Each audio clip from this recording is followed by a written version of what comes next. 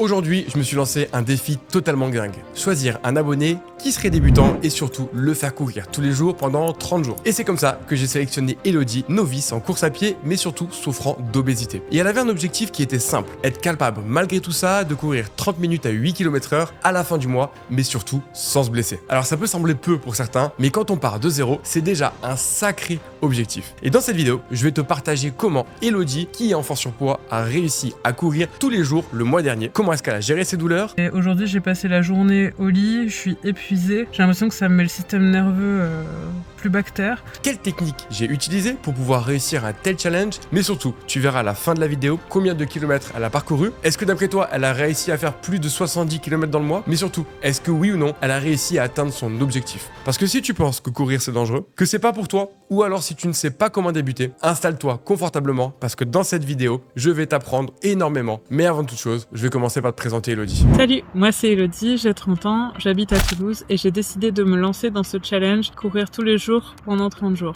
De toute manière, là, pendant tout ce mois-ci, je ne vais juste pas avoir le choix. D'autre part, j'ai envie d'adapter les séances à mes capacités physiques et mon état de santé. Comme je suis en obésité sévère, j'ai facilement tendance à me blesser, me faire des petites contractures qui me freinent dans ma progression et donc souvent j'abandonne et je laisse tomber. Et ça me rassure beaucoup là d'être accompagnée, d'avoir des séances qui soient calibrées sur mes capacités physiques. Et voilà, j'espère que ça va bien se passer et j'ai hâte de voir ce que ça va donner. C'est parti. Concrètement, comment je compte m'y prendre? Comme tu peux le voir juste là sur le tableau, j'ai déjà prévu en avance toutes les séances qu'Elodie allait réaliser. Et ce plan, je l'ai divisé en 3 parties. Les 2 premières semaines, c'est très simple. Je veux que Elodie court tous les jours, mais à des vitesses qui sont extrêmement faciles pour elle. Et ça, en réalité, il y a 2 raisons particulières. Premièrement, on va essayer d'habituer tout doucement son corps à l'impact de la course à pied. Cet impact, je vais en parler régulièrement dans cette vidéo, mais sache que le mot, il est positif. Je t'explique. Ton corps est vraiment bien fait. Et quand tu le soumets à une contrainte, il va forcément y répondre. En réalité, pour ton corps, un impact, un coup, un stimulus quel qu'il soit, c'est simplement un message que tu vas lui envoyer. Si tu ne le stimules pas, que tu ne l'utilises pas, il n'y a pas de stimulation. Et donc, il va s'affaiblir. Tes tissus, tes os, tes tendons vont devenir moins résistants. Si tu lui donnes un peu de stimulation, ton corps va les recevoir et il va donc s'entretenir. Pour faire simple, tu vas rester à ton niveau habituel. Si tu le stimules beaucoup, il comprend que le message est plus fort que d'habitude et là, il va se renforcer. Mais si tu le stimules trop, il n'aura pas le temps nécessaire pour s'adapter à toutes ces nouvelles informations et c'est là que la blessure apparaît. Et c'est d'ailleurs tout le challenge pour moi avec Elodie. C'est comment est-ce que je vais réussir à la stimuler assez pour qu'elle se renforce, mais sans qu'elle se blesse. Et ces 2 premières semaines vont donc me servir à réveiller son corps et lui faire comprendre qu'on allait rendre Elodie plus forte, plus résistante. Et sans vouloir me vanter, les 2 premières semaines, c'était une réussite totale. Du coup, j'aimerais que je te retrouve pour faire le récap de ces 10 premiers jours de challenge. Pour le moment, de mon côté, tout se passe très bien. Je trouve même que ça passe hyper vite parce qu'on en est déjà au premier tiers du challenge. Je t'avoue que je m'attendais pas à ce que je vois le temps défiler comme ça parce que j'étais ravie de me lancer dans ce challenge avec toi, mais j'avais un peu peur que courir ça devienne vraiment une obligation, une contrainte, que je le vive comme une corvée. Et finalement, j'y prends vraiment goût et je suis ravie de m'être lancée dans cette expérience. Pour les premiers jours de course, donc c'était assez chill comme ce que tu m'avais annoncé, avec un rythme de course qui est confortable pour moi à 6 km/h, des séances de 10 à 15 minutes qui sont faciles à caler dans la journée. Le fait d'alterner entre course et marche, ça me permet de pas être épuisée à la fin des séances et d'avoir hâte de revenir le lendemain. Donc voilà, trop cool pour ces premiers jours. Mais oui, le deuxième but de ces séances faciles, c'est aussi de ne pas démotiver Elodie, parce que 30 jours c'est long, et mettre de la difficulté dès le début, c'est le meilleur moyen de la démotiver. Et c'est d'ailleurs une erreur que font beaucoup de mes patients, et que tu as déjà peut-être fait de ton côté. On commence trop fort parce qu'on pense qu'il le faut pour que ce soit efficace, et on pense que pour progresser, il faut que ce soit difficile. Mais en réalité, tu perds vite goût à ce nouvel effort, et tu finis par abandonner. Tu n'as plus ta motivation, et au bout de quelques jours, quelques semaines, tu arrêtes. Et cette alternance dans les séances entre de la course et de la marche, c'est ce que j'ai donné à Elodie. Parce que en variant comme ça les façons de courir et les allures, on va mettre de la variabilité, mais surtout de la facilité. En faisant ça, on va augmenter la distance totale que tu vas pouvoir courir, mais sans que ce soit difficile et sans que tu te démotives. Et d'ailleurs, c'est sûrement la technique la plus sous-cotée quand tu commences la course à pied, c'est de faire des séances faciles. On a tendance à se baser sur ce qu'on voit sur les réseaux, ou alors on se rappelle de nos anciennes performances, ou même on a des objectifs trop ambitieux. Et on commence trop fort. Mais je te dis quelque chose, dis-toi que même les personnes qui aujourd'hui font des marathons de dingue, courent plusieurs fois par semaine des séances qui sont faciles, à des vitesses faciles et à des durées faciles. Si tu commences la course à pied, dis-toi que au moins 80% de tes séances doivent être faciles, supportables. Parce que oui, c'est quand même efficace, tu vas progresser. Et en courant ces 2 semaines faciles, Elodie a pu comme ça, en 15 jours, faire plus de kilomètres que ce qu'elle n'avait pas parcouru depuis longtemps. Et je dirais qu'à partir du 7e jour, j'ai commencé à ressentir vraiment une fatigue qui s'accumulait. Déjà, j'ai eu des grosses journées au niveau du boulot. Et en plus, l'accumulation des séances, je pense que voilà, ça m'a créé ces petites gênes au niveau articulaire et musculaire. Bon, tu m'as dit qu'il n'y avait pas de quoi s'inquiéter, donc j'étais rassurée. Donc là, on est le 10e jour et franchement, je me sens mieux. J'ai plus tellement de gêne. Enfin, je sens que voilà, ça bouge. Un coup, c'est un peu la cheville, un coup, c'est un peu le genou, mais ça ne persiste pas dans le temps. Pour la semaine prochaine, j'ai vu que les durées et la vitesse allaient un peu s'intensifier. On passe sur des séances un peu plus longues, autour des 20 à 30 minutes. D'un côté, je sens que j'ai un peu d'appréhension. J'ai peur que mon corps suive pas trop le rythme. Mais de l'autre, bon, je sais que t'es là...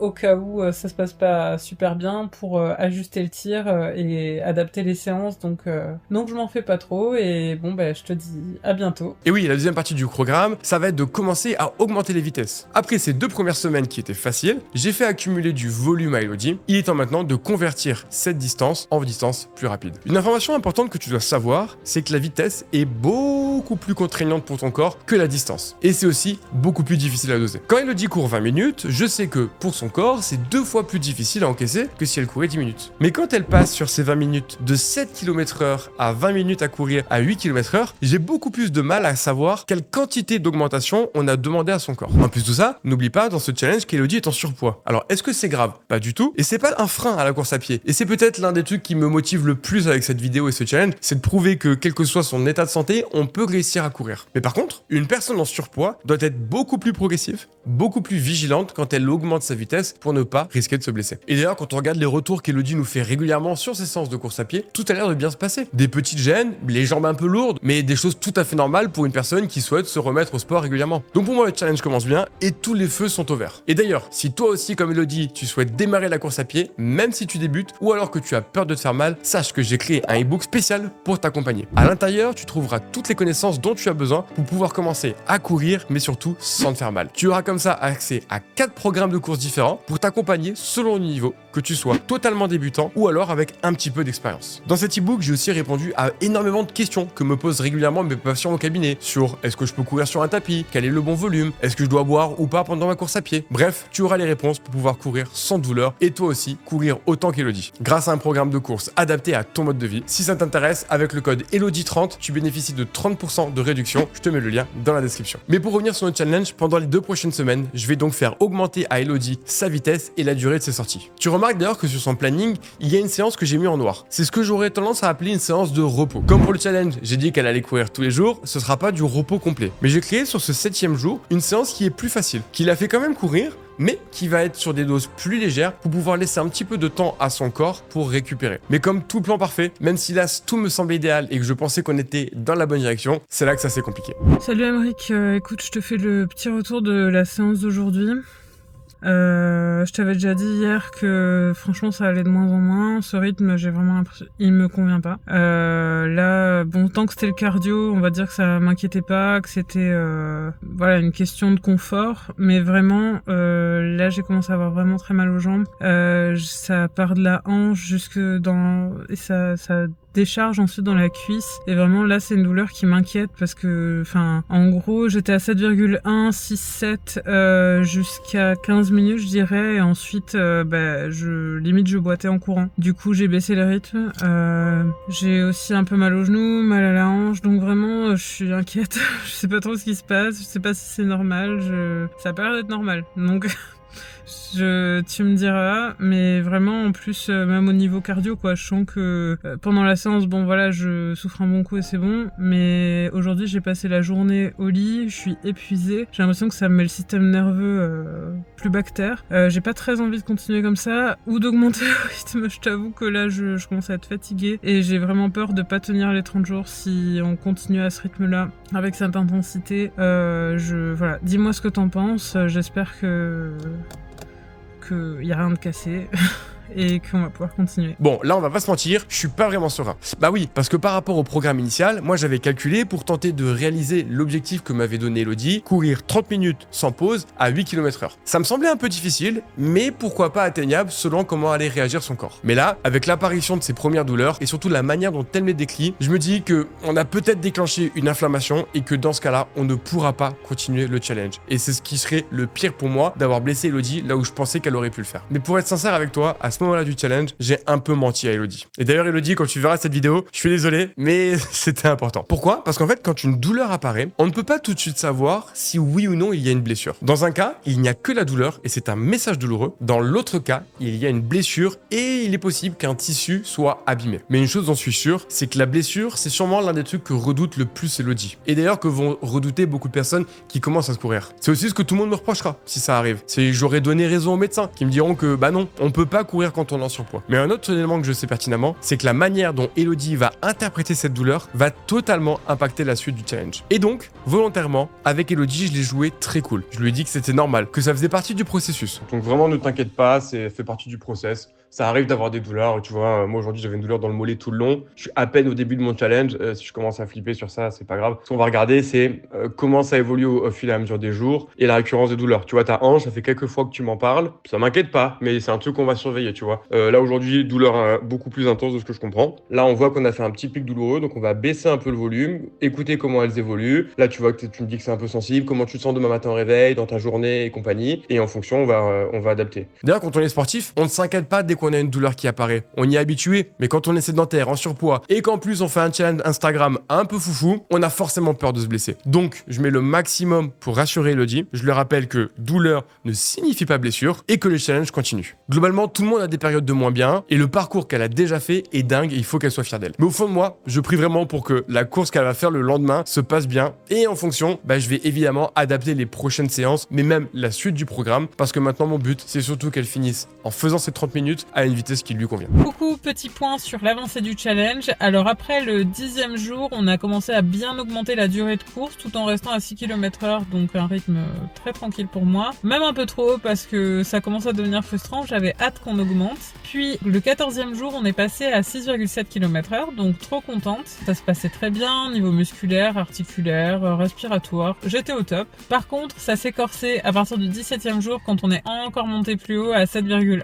Là, le premier jour, j'ai fini, j'étais vachement essoufflée comparé à d'habitude. Là, je sentais que je rentrais dans le dur du programme. Et voilà, hyper essoufflée. Par contre, au niveau des jambes, ça allait. En revanche, le lendemain, c'était pire, j'avais l'impression au niveau cardio. Et le surlendemain, là, j'ai pas réussi à finir la séance. Déjà, le souffle, ça n'allait pas en s'arrangeant. J'avais passé la journée vraiment épuisée. Je sentais que j'avais énormément de mal à récupérer. Pendant la course, j'ai une douleur qui m'a vraiment inquiétée où j'avais mal à la hanche et en fait, ça irradiait dans toute la cuisse. Du coup, presque, je courais en boitant. Donc là, je me suis dit, bon, on va réduire le rythme. Et après, j'ai augmenté les temps de marche parce que vraiment, j'en pouvais plus. Je suis quand même allée jusqu'aux 30 minutes de séance, mais franchement, c'était pas un cadeau. Voilà. Donc, j'ai tout de suite contacté Emric quand j'ai fini ma séance pour savoir ce que je devais faire parce que clairement, le lendemain, je me sentais pas du tout d'enchaîner sur la séance qui était prévue. Franchement, je l'ai vécu comme un échec. C'était la première séance que j'arrivais pas à faire du programme.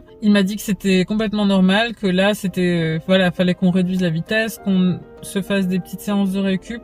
Ça m'a bien rassurée parce que j'avais vraiment peur de m'être blessée pour de bon. Et finalement, j'ai fini mes 2 séances de récup. Ça s'est très bien passé. Ça m'a permis de reprendre confiance en moi. Et là, je reprends confiance. Physiquement, ça va beaucoup mieux. J'ai plus du tout mal aux jambes. Forcément, des petites courbatures, mais voilà. Coucou Emric, petit retour de cette 27e course. Je suis trop contente parce que je vois que j'ai grave progressé. Comme tu te doutes, c'était une séance que j'appréhendais parce que c'était la première fois que je retournais à l'allure de 8,30 au kilomètre. Donc c'était l'allure que j'avais à la dernière séance qui avait été très compliquée. Donc la 17e, je crois. Et là aujourd'hui, franchement, c'est passé comme sur des roulettes. Au niveau articulaire, c'était bien. Pas de douleur aux jambes non plus. Au niveau musculaire. Et donc je suis trop contente, trop fière des progrès que j'ai fait. Super séance, boostée aux endorphines et demain j'enchaîne sur la séance des 20 minutes plus 10 minutes. Donc un petit défi au niveau de l'endurance pour moi avant le test final. Voilà. À demain. À ce moment-là, on approche de la fin du challenge. Elodie a progressé comme jamais, mais surtout, elle se sent mieux dans la vie quotidienne. Et je te partage d'ailleurs juste là un message qu'elle m'a envoyé sur WhatsApp. Qui aurait pensé il y a un mois qu'en courant tous les jours, Elodie aurait moins de douleur, moins de fatigue et une meilleure forme globale? Tu aurais demandé ça à n'importe quel médecin, il t'aurait dit que c'est de la folie et encore mieux qu'elle va se faire mal et que c'est dangereux. Mais la réalité est totalement différente. Quand c'est fait de manière intelligente, le sport est la meilleure manière de prendre soin de ton corps, quel que soit ton état de forme ou ton état de santé. Et ce message, Elodie, elle vient de me l'envoyer. On est officiellement à la fin de ce challenge. Elle a réussi à courir tous les jours pendant 30 jours. Je vais enfin lui accorder 1 ou 2 jours de repos pour lui laisser un petit peu d'énergie, redonner de l'énergie à son corps et elle va ensuite tenter de courir 30 minutes sans pause le plus rapidement possible. Alors tu te demandes pourquoi est-ce que je lui donne quelques jours de repos alors que j'avais dit oui, on fait 30 jours consécutifs. Je sais pertinemment que dès aujourd'hui, Elodie pourrait courir ces 30 minutes sans s'arrêter. Mais avec le volume qu'elle vient d'accumuler, elle le ferait sûrement avec une vitesse assez réduite et ça rendrait l'effort assez difficile musculairement et pas très agréable à vivre. Et personnellement, j'ai envie qu'Elodie elle soit fière d'elle. Avec ce jour de repos, elle va sentir beaucoup mieux, elle aura moins de tension dans les mollets et son record ne sera que plus agréable pour elle. Donc Elodie, si tu regardes cette vidéo, je suis fier de toi. Je sais que tu vas y arriver. Je ne sais pas encore quelle distance tu vas être capable de parcourir en 30 minutes. Et d'ailleurs, je vous laisse tout de suite avec son récapitulatif. Coucou Émeric, écoute, je suis vraiment désolée. Je suis sur la fin de la course qui était censée être la dernière de 30 minutes. Mais vraiment, je sais pas ce qui se passe. J'ai super mal aux jambes, Enfin, c'est la douleur dont je t'avais déjà parlé, tu sais, cette douleur qui part de la hanche et qui irradie vers la cuisse, où vraiment, je sais pas, c'est peut-être l'accumulation de fatigue, j'en sais rien, mais ça me fait de plus en plus mal. Au départ, je pensais que ça allait passer en courant, et puis non, ça me bloque la jambe, quoi. J'ai les mollets qui se raidissent de nouveau, voilà, c'est de plus en plus intense, donc là, je préfère arrêter la course parce que c'est pas trop ce que j'espérais pour cette course de 30 minutes. Je boite quasiment en courant, donc je pense que ça sert à rien de persister. Je préfère continuer de récupérer, voir ce que tu me dis par rapport à ça, et aviser en fonction. Voilà. Bon, je vous avoue que là, je suis un peu déçu. J'avais tourné toute la partie précédente avant que Elodie le fasse parce que j'étais persuadé que ça allait bien se passer. Et donc, on en a discuté avec Elodie. Voir, qu'est-ce qu'on fait? Est-ce qu'on le retente? Est-ce qu'on le dit officiellement? Est-ce qu'on dit qu'on a réussi, etc.